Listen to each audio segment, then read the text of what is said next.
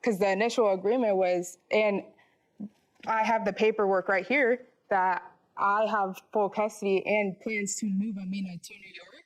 He didn't even show up to the last hearing. What I'm telling you is, He's just using this as control to... this is not a matter of control, Ms. Dunn. This is a matter of, this is a matter of us treating fathers the same way as we treat mothers. And Ms. Dunn have a child together. That's correct. And it's a girl. Correct. How old? 3. Where do you live? In what state? Oregon. And where do you live? I just moved to New York City. When did you move to New York? I moved there in June of 2024. And tell me why you moved from Oregon to New York City. I moved there to pursue a career in the NYPD. And how did that work out? Right now it's on hold due to him having this lawsuit. You can't go into the academy with an active lawsuit. Who do you live with in New York? I currently have 3 roommates, Your Honor. And where in New York City do you live? I live in Upper Manhattan. And since June, I gather from the papers that you've had physical custody of your daughter. Correct. Technically since May, but she moved in June. Okay. So she's been with you since May of this year. That's correct. Your Honor, that's incorrect. Just, it's either May or June. She's with him now. Yeah, since June, not May. Okay. June. June, July, August, September, October, November. Almost 6 months. Correct. How are you supporting yourself in New York? I have a job. With whom? I have a job with Starbucks and then a job with a TV production company. Did you take the test for police officer in New York? did. And you passed? Yes. Okay. Did you take that in 2024? Correct. Yes, in March of 2024. Okay. This is what your case is about, sir. It is your claim that the defendant owes you for a loan that you made to her last year when she was in some financial difficulty and she needed money for rent. That's correct. And it's Ms. Dunn's claim that you were behind in child support and you didn't want to see either Ms. Dunn or your daughter on the street, so you gave her the money. That's incorrect. Just a second. That's what your response is. Is that correct? Correct. Okay. Now, just so that I'm totally clear, for the first 2.5 years of your daughter's life, she lived with you? Primarily, he had visitation on the weekends. So she lived with you Monday through Friday and with him on the weekends? Correct. Is that court ordered or was it an agreement that the two of you made? We did it in mediation through the court. Who filed that lawsuit? The custody, I did. What, was the child with him? When we split, or when I had moved out of his place, I filed for custody. Okay. When you moved out of his home, how old was your daughter? That was June of 2022, so she was a year old. Okay, so for the first year, you all lived together. Correct. And then you moved out, and she was with you for 1.5 years. Sorry, yes. And now she's been with him for 6 months. Correct. For the 1.5 years that you weren't together, had you come to an agreement with regard to child support? So that's not a so. That's either a yes or a no. We came to an agreement where he paid a certain amount up front, and then after that, he was supposed to pay $100 a month, and then he never did that. But that would have only been 1 month until I had moved to New York, so I never said anything, because I had been living with him, so never said anything after that, so it had only been the month. Now you've been in New York for 6 months, and you have 2 jobs. Your daughter is with the plaintiff. Do you send him any money? That's a question. That doesn't require a long answer. You've been in New York for 6 months. You have, according to you, 2 jobs. Do you send him any money for your daughter's support? That's either a yes or a no. No, Your Honor. Okay. Your Honor, I think it's important that you know that he does make significantly more money than I do. Who cares? So. Who cares? It's meaningless. Parent is entitled. When it comes to the child support, it is meaningful because... No, it's not meaningful. It is, because his amount he would have paid would have been totally different, because the way he makes the money, like, the state doesn't know, because he makes it under the table, and it's not in a way that... Just a second, is the child receiving welfare of any kind? Does the child receive aid of any kind? Yes. That's a yes or a no? Yes. Shut. The child receives aid. What kind of aid does the child receive? Any with you? Plenty with me, Your Honor. You're not following my question. The child has been with you for 6 months. Does the child receive any assistance, financial assistance, from the state? Not from the state, Your Honor. From anywhere other than parents? From myself and the family, correct. What family? My family, my immediate family. Okay, but not from the state. That's correct. When the child was, that's just a second, when the child was living with you, was the child receiving welfare? Yes. Okay, well, that's who the child support order was made against. It was made against him because the state, I was supporting your daughter, or the people in the state where you live were supporting your daughter, so that's why the child support order was made. Now, are you telling me that somebody is still receiving aid for this child? That's a question. That's either a yes or a no. Is somebody still receiving aid from the government for this child? It's not me, Your Honor. Not you. Are you still receiving? Amina receives Medicaid Jump. in Oregon. I have a question. This has been my business for almost 50 years. Are you receiving any money No. from the state from your daughter? No. I never received, Amina has Medicaid. And that's the only assistance that you received? No financial No. assistance? Never received financial, just Medicaid. When she was living with you for the year and a half, were you working? Yes. So the only financial support, no food stamps, nothing else. Is that correct? I had food stamps. Well, so in addition to the Medicaid, you had food stamps. Yes, not now, back in I'm talking Oregon. about then. Okay, yes, then, yes. So then, you were working. Yes. Who was watching her when you were working for that year and a half? I had a babysitter through government assistance. So in addition to that, the government paid for childcare. Yes. Were you living in a place where you had a housing subsidy? No.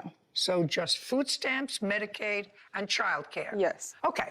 Now, tell me about this loan, sir. We're going to make it very fast. Tell Okay. me what date she called you and told you she was in financial trouble. Last year, I got a text message from her asking for assistance. Do you have that text message? I do. Can I see it, please? Sure. I have several, if I may bring those all. Well, I want to see when she initially asked you for financial assistance.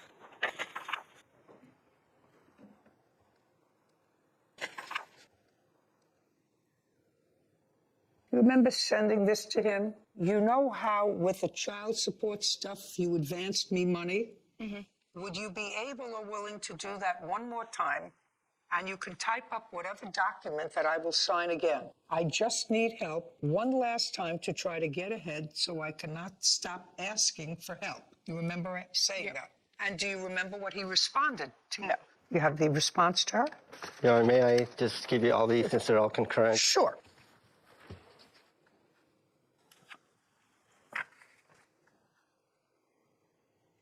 Your text message to him proceeds, I may be able to pay back some during tax season. If you are able to help this one last time, I will not ask again.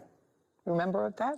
Yes, Your Honor. You needed $2,142, and I can give you a minimum of $500 by the 8th of December. And then the remaining balance can be either paid back by tax return or added to the child support, which add a year and a half. Okay, and it was clear from these emails that you were having difficulty. Couldn't pay all your bills, your hours got cut.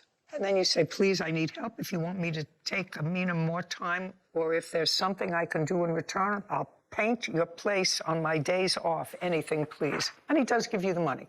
Mm-hmm. Yes. Okay, Your Honor. $2,142. Is that what you needed for rent? Yes, Your Honor. And did you pay him back? I did not. Did you paint his house? I painted partial. Which part did you paint? His bathroom, and then I had returned multiple times, and on those other times he had me do other things that he felt were more important. I mowed his lawn and his farm, so I didn't have time to do the rest of the painting. And then I've also have FaceTimed my daughter multiple times recently within the last few weeks, and the painting has not been done. I'm not worried Since about then. the painting, madam, being But, done. like, That's not. but I'm not he's- considering that as part of his lawsuit, although he adds that in. Well, yeah, I'm that's what talking I was about the saying, yeah. $2,142. You did not return that. I made it very clear within the time that I have limited time, because then in December I had picked up another job, and I was making it very clear to him I had limited time to come paint. Okay, we're not. And I I'm have not the really. message. I have Forget messages paint. of Forget that. paint. So he's entitled to his $2,142. The question that I have for you, Ms. Dunn, first of all, let me tell you that I really have respect for the fact that you're trying to move yourself forward career-wise. And I think that you are a hard worker. But it's also clear to me that the plaintiff has substantial input in his daughter's life. She's lived with him for more than half of her life, together with you for a period of time, and then for the last 6 months with him exclusively while you've been in New York. Your Honor, that wasn't supposed to happen that way, though, because the initial agreement was, and I have the paperwork right here that I have full custody and plans to move Amina to New York. He didn't even show up to the last hearing. What I'm telling you is, He's just using this as control to. This is not a matter of control, Ms. Dunn. This is a matter of us treating fathers the same way as we treat mothers. And Mr. Cam has had physical custody of this child in the child's home state, which is where you both lived, which is where the child lived. You decided to move and explore a career in another jurisdiction. No family court judge in your home state, which is where the child is now, unless he agrees with it, is going to let this child move out of the jurisdiction. I already have proof that they did. I have Honor. the paperwork just a second. right here that they have agreed to let Amina move with me. Just a second. I'm just curious. I would like to see. You have a court order that says she's allowed to move here to New York? I'd like to take... The only reason why that happened, that was a fluke, because I never got notice, and because it went to spam via email, and Just a second. And there's actually a hearing pending. That's why I'm granted a new hearing, because I never got notice for that. So the results Okay, will so differ this drastically. order was granted on default. Was there a hearing? I just want to know. Yes, there was a hearing in There- July. yes. What? Yes, there was a hearing. And May I there's- see it, please?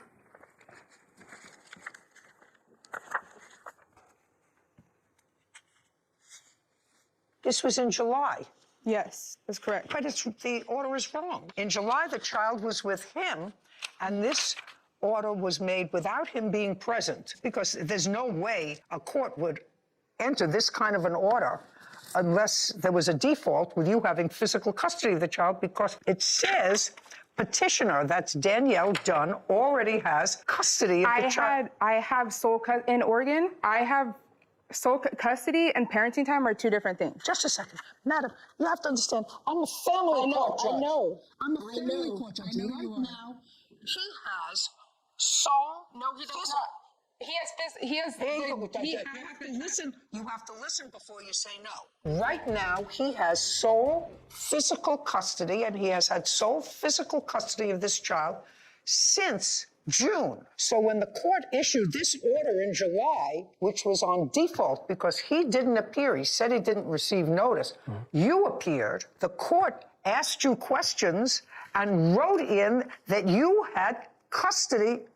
Don't tell me no, that's what it says here. The box is checked. This is a check. I'm trying to explain to you that their custody doesn't mean they knew I was not in the state of Oregon, and they knew I did not have Amina with me physically. They did not. They knew that. Shh, just a second.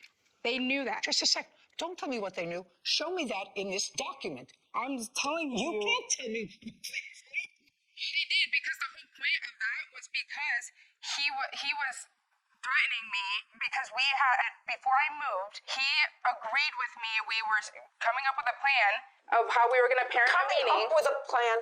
And then What he plan? switched up I and never said agreed. and then he was like taking it all back. So I had petitioned the court saying, I'm moving. This is what I would like. So when I had shown up to court, he did not show up. I told the court, I am not in Oregon. I do not have Amina. Amina is in Oregon with her dog. That's not what it says. This is what I told you. That's not what this says. And what I'm telling you, madam, is if he's going to, just so that you know, if he's going to revisit that, nobody is going to let you leave Oregon with this child. It's not going to happen. Not if he doesn't consent to it. No judge is going to let you take a child from the home state, move to another state, and I totally respect that you want to create a career for yourself. You should have done it in Oregon.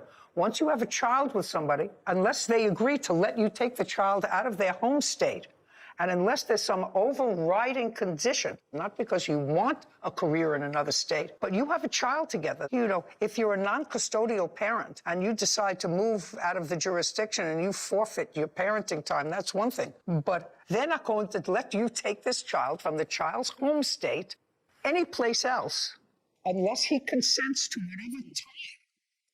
And I don't see how that's going to. He did it first, and then he's changed his mind the day I moved. You know, And she that's a did shoulda, write to woulda, the coulda. court. She told Anyway, the court. that's actually She told the beyond. court she was moving in August, and Just she a actually moved in June. So. Just a second. It's actually, I'm just trying to explain to you that I respect the fact that you're a hardworking gal, that you took the test in New York, passed the test in New York, that you're waiting for something to happen for you in New York, that that's where you want to live. What I'm telling you is you're young, and maybe you don't understand it, or maybe you do understand and got whatever advice that you got. I'm just suggesting to you that you might want to rethink leaving the jurisdiction, because leaving the jurisdiction, which is the child's home state, might in fact involve you leaving her with her father. Do you understand that?